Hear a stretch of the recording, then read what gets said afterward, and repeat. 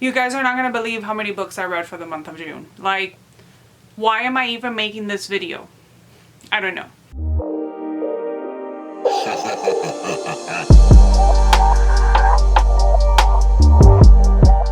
Hey guys, welcome back to my channel. In today's video, we are going to be taking a look at all the books that I read for the month of June. Now, don't be fooled by all the books that I read for the month of June. Yeah, because we're talking about all the books, but I read a total of 5 books. What? You heard that right. 5 books. I think the last time I read 5 books was like in a month was like 3 years ago. Maybe not that long, but it's been a couple years. I know that much. And I was not in the mood to read, you guys. Like, for someone that wasn't in the mood to read, 5 books is a lot of books, but compared to how much I usually read, that is an embarrassment of number of books. But I'm okay with it because like I said, I didn't feel like reading. It was a really hard month for me. Not emotionally, but mentally.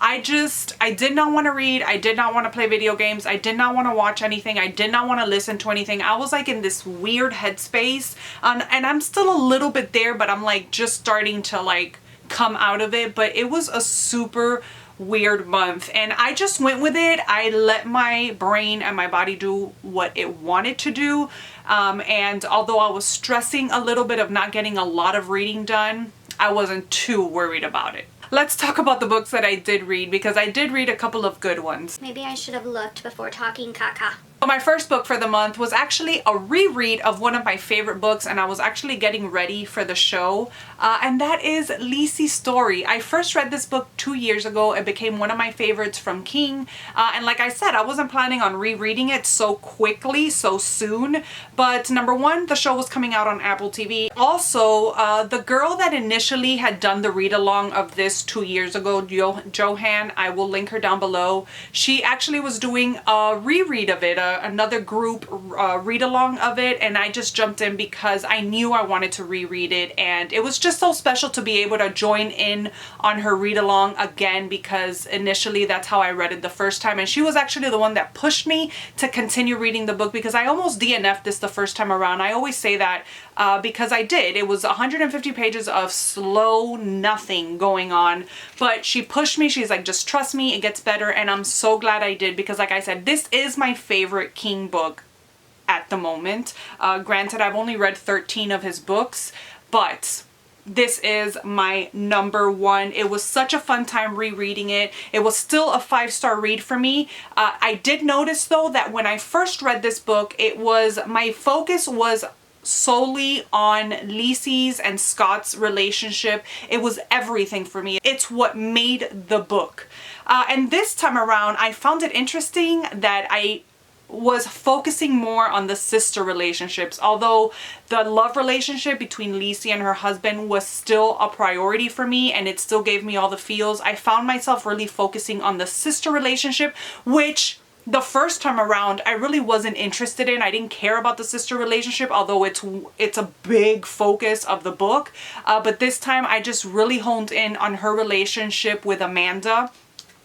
With her Amanda bunny. It was so endearing to me this time around. I'm so happy I reread it, and I am looking forward to rereading this book for the rest of my life, because it means so much for me when I read Lisey's and Scott's relationship. Anyways, I'm gonna stop blabbering about this. 5 stars still, and it's still the love of my life as far as King books go. My second read was also a group read-along of My Dark Vanessa. Sadie put together a group read-along. This is a book that was a most anticipated book for me whenever it came out. I think it was last year, and it was still sitting on my shelves a year later, so I was happy to finally pick it up.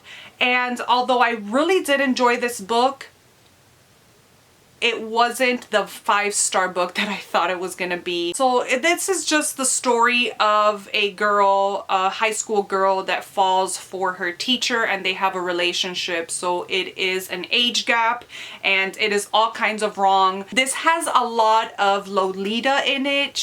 They reference this book a lot. Actually, their teacher gives her the book Lolita to read, and so there's a lot of references with that, which I liked. I loved Lolita. I know that that is a very controversial book. I know that there's a lot of people that don't like it, and that's okay. And I know there's a lot of people that love it, and that is okay too. I loved Lolita. I loved Lolita, so I thought this was gonna be like wow for me. It lacked a little bit of connection for me between me and the main character. It just didn't have that depth for me, although it was still a good book. I ended up giving this book 4 stars, but really thinking about it, I think I'm going to lower it to 3 stars. If I did half-star ratings, it would be a 3.5, but I've done away with half-star ratings. So I think I'm gonna bring it down to a 3 star. I haven't made up my mind yet, but again, sitting here talking about it a month later, I realized that it really wasn't a 4-star book for me. Getting back to the story, besides the fact that we're following this age gap, we are actually in the story following 2 timelines, and we're following Vanessa as she's older, she's an adult, and she's reminiscing on this relationship that she had with this teacher as he's coming back into his life. And we're also going back to a time where he was being slammed with sexual abuse accusations.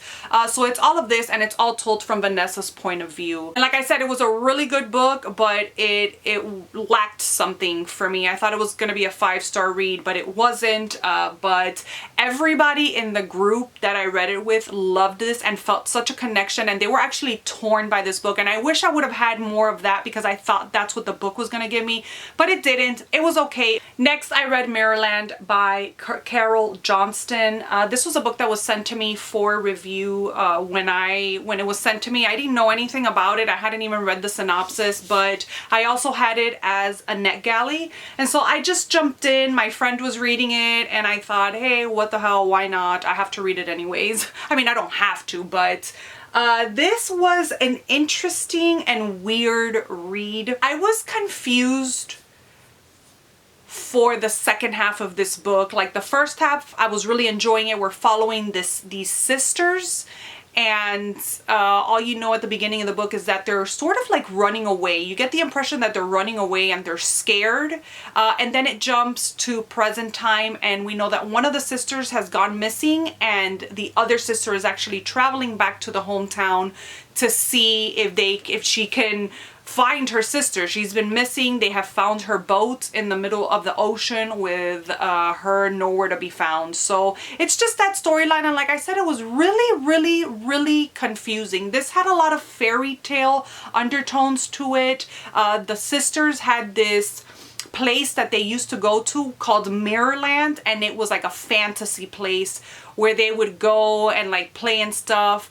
But somewhere along after the halfway mark, it just became so confusing to me that I just did not know what I was reading. I thought that I was gonna like that fantasy world aspect of it, of Mirrorland, but it was just confusing. It was really confusing. And it's funny because my friend Tali had the opposite experience with it. She found the first half of the book super confusing, and then it sort of cleared up for her towards the end. I had the opposite. I was loving and following along in the first half, but the second half was like, wait, what? I understood the outcome and I liked the way the story ended, but that middle portion for me was just like, where are we going? It just seemed very bizarre.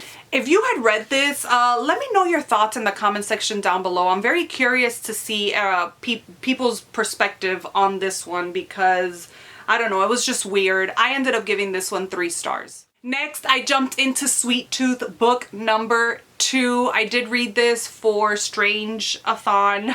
We had Strange-a-thon this month, if I'm not mistaken. Was Strange-a-thon in June? Oh gosh, I'm losing my mind. But anyways, I read this. I read book 2. I am loving this. I am actually reading book 3 right now, and I'm loving the direction that it's taking. I'm not going to talk too much about book 2 because it's book 2. But basically we are following an apocalyptic world where people started dying from this disease or this bacteria, virus, I never know what to call it, but they all started dying down. And at the same time that this started happening, we started seeing babies being born as animal-human hybrids, and that is where Gus comes in. He is Sweet Tooth in the story, and we're just following him as his father dies, and then he finds himself alone alone in the woods because his father kept him away from civilization because they're hunting these hybrids down. They think that God has sent them like a punishment, and they're trying to collect all these hybrids and run experiments on them and try to find out where they came from and how they got started. So it's great. I love the characters. The artwork in this is just phenomenal. It is just incredible. I'm loving it so much. I ended up giving this one 5 stars. And then the last and final book that I read was sort of a disappointment for me. Even though it was still good, I still gave it 3 stars. It was a big disappointment, and that is Survive the Night by Riley Sager. This book has very mixed reviews. I was going to say that mine is a very unpopular opinion, but I feel like it's very down the middle. You have people that loved, I know my friend Gwen loved this book. She actually has a vlog all about this, and she ended up giving it 5 stars. But I also know there are people, and I know a lot of other people that have given it 5 stars, but then there's people like me that were just disappointed by it, and it is what it is. Not every book is going to work for everybody. Here we are following Charlie and Josh. We're actually following Charlie. The book starts off with Charlie, and she is going up to this ride board where she is going to put up that she needs a ride back to her hometown where her grandmother is. She needs some time off. Her friend has just been murdered. There is a campus killer loose on campus grounds, and it's just too much for her. She feels guilty because she feels like her friend died because of her. She had the ability, or she had the opportunity to help her best friend out, but it didn't work out. She chose another direction, and her friend ended up dying. And she has all this guilt. She needs to get away. Her boyfriend understands. He's like, I get it. You know, go with your grandmother. You'll be back. Go get your head straight. And so she goes to this board. She puts up this notice, I need a ride. And as she's doing this, Josh comes into the scene, and he's like, oh my gosh, how funny. I'm going here. And it's just the story of her hitching a ride with this guy, Josh. Mind you, there is the campus killer going around. So could Josh be the campus killer? Oh my gosh, she realizes this as she's in the car halfway through. Hello, I would have been thinking about that from the minute that guy was just like, oh, hey. No, guy, no. Could you be the campus killer? So while all of this is going on, and they come up with a plan, time to meet up, and then they were going to be on their way, she's thinking, oh my gosh, like, could this be the guy? Well, you know what? If there's any red signs, I will immediately get out of this car and, you know, stop this trip. She had like 15 red signs the whole entire time